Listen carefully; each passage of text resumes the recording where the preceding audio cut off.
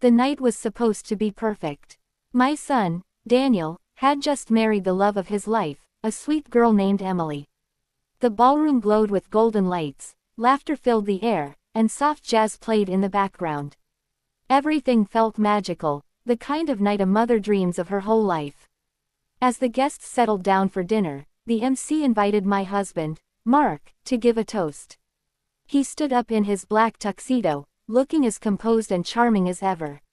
For a moment, I smiled proudly. We had been married for 28 years, and seeing him up there, I felt grateful for the life we had built. He clinked his glass gently and began, "Tonight isn't just about Daniel and Emily. It's about love, growth, and new beginnings." His voice was calm, confident.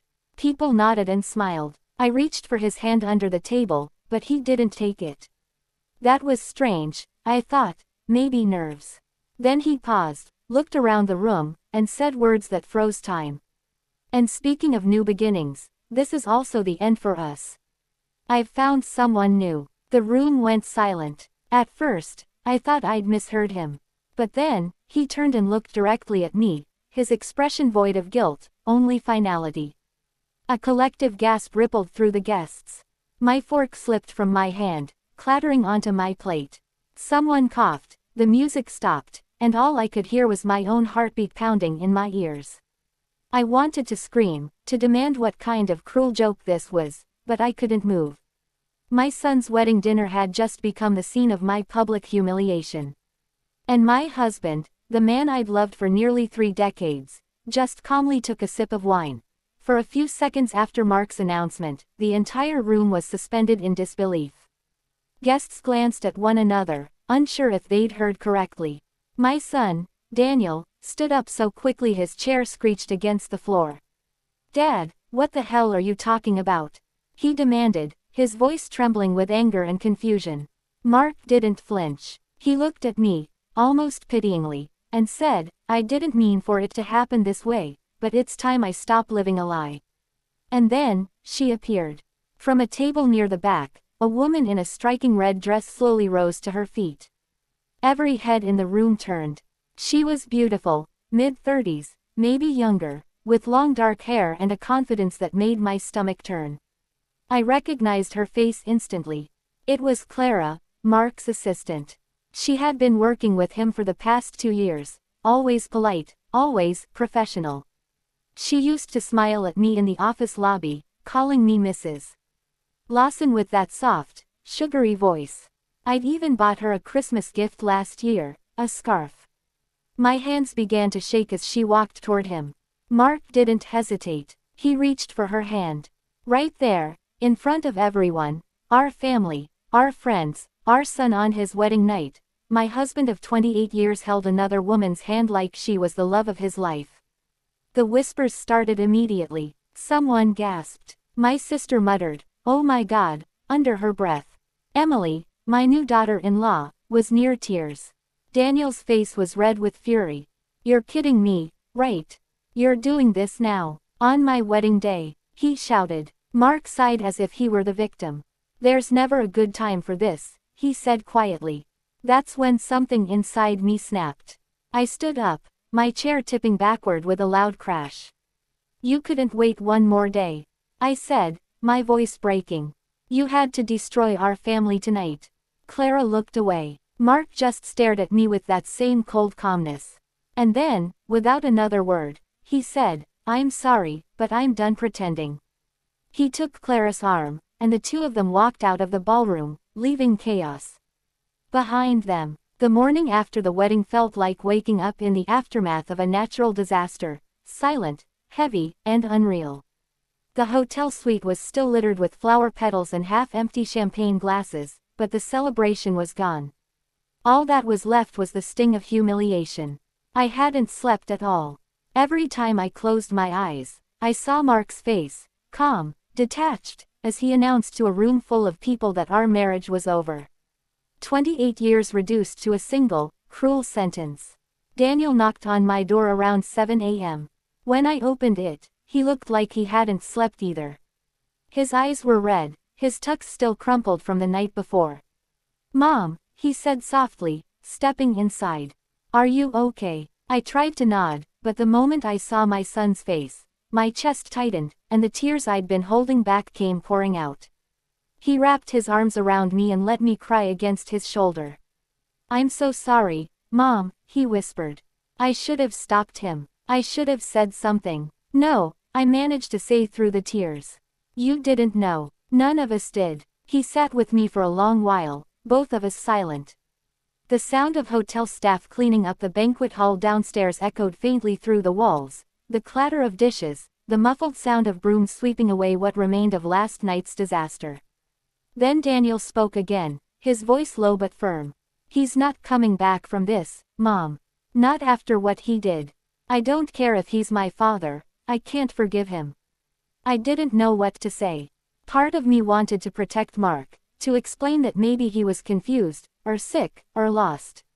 But another part of me, the part that had watched him walk away hand in hand with another woman, wanted to see him face the consequences of what he'd done. Around noon, my phone buzzed with a message. My hands trembled as I picked it up. It was from Mark. Greater than, I didn't want to hurt you like that. But I had to be honest. I'll come by tomorrow to talk and collect a few things. Please don't make this harder than it already is. I stared at the words until they blurred. Honest. After lying for months. After shattering our family in public. Daniel saw the message. You're not letting him in this house, Mom, he said, voice sharp. Not after what he did. But I knew he would come. And I knew I needed answers.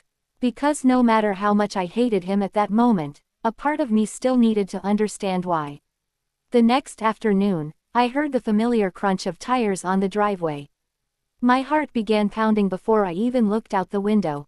There he was, Mark, stepping out of his black SUV like nothing had happened, wearing the same calm expression he always did. I almost didn't open the door.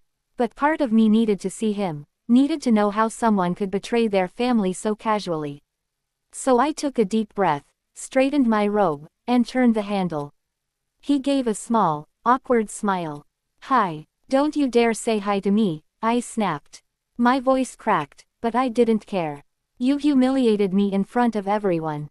You humiliated your son. He sighed, looking down at his shoes. I didn't plan to say it like that. It just came out. Came out, I repeated, almost laughing. Mark, you stood up, held a microphone, and announced our divorce at our son's wedding dinner. That doesn't just come out. That's planned cruelty. He ran a hand through his hair. You're right, he said quietly. I handled it badly, but I can't pretend anymore, Sarah. I haven't been happy for a long time. Then you talk to me. You don't blow up our marriage in front of 120 people.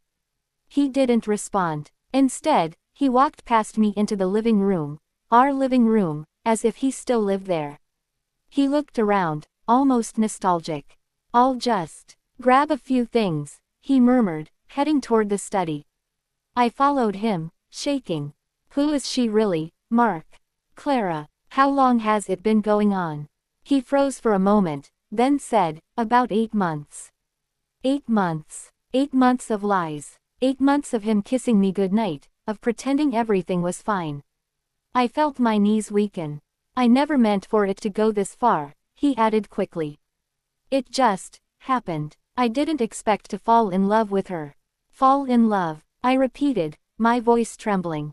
You have a family, a home, a wife. You didn't fall in love, Mark, you threw away everything we built. He didn't answer. He just stood there, staring at the family photos on the wall, the one from Daniel's graduation, our 20th anniversary picture, all the moments that now felt like lies.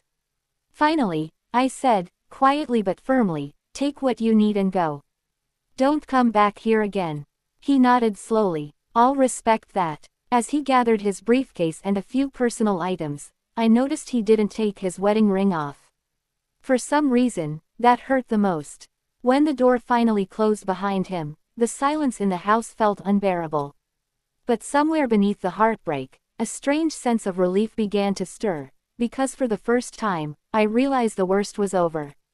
For days after Mark's visit, I moved through the house like a ghost. Every corner reminded me of him, His coffee mug still on the kitchen shelf, his jacket hanging by the door, the faint smell of his cologne in the hallway. I should have thrown everything out, but I couldn't. Not yet. Daniel called every day to check on me, but I could tell he was struggling too. His father's betrayal had overshadowed what was supposed to be the happiest week of his life. "Don't worry about me, Mom," he said over the phone.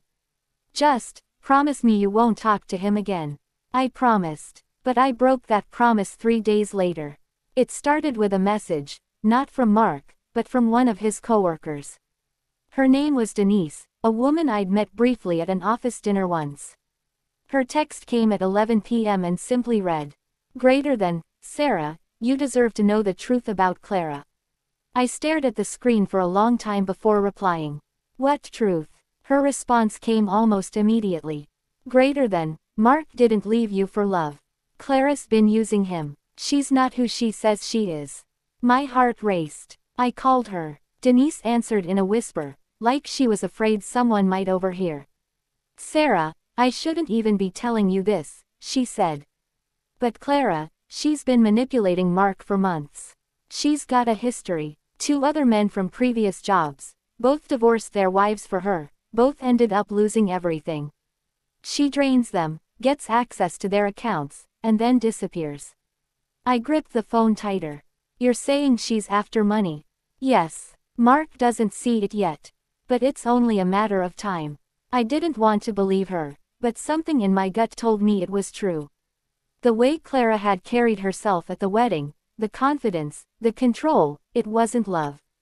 It was possession. The next morning, I drove to Mark's office. I didn't even plan to go inside, but when I saw his car parked outside, something pushed me forward. I asked the receptionist to tell him I was there. When he came out, he looked surprised, almost nervous. "Sarah, I thought I made it clear. I'm not here to fight," I interrupted. "I just need you to listen." I told him everything Denise had said, the pattern, the men, the money. He laughed bitterly. "You're desperate, Sarah. You'll say anything to make her look bad." But then his phone buzzed. He glanced at it and went pale. I couldn't help but notice the name flashing on the screen. Bank alert minus $25,000 withdrawal. He froze. His mouth opened slightly, but no words came out. I stepped closer and whispered, "You still think I'm desperate?" For the first time since that awful night, I saw fear in his eyes.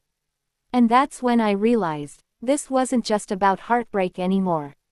It was about to become something much bigger.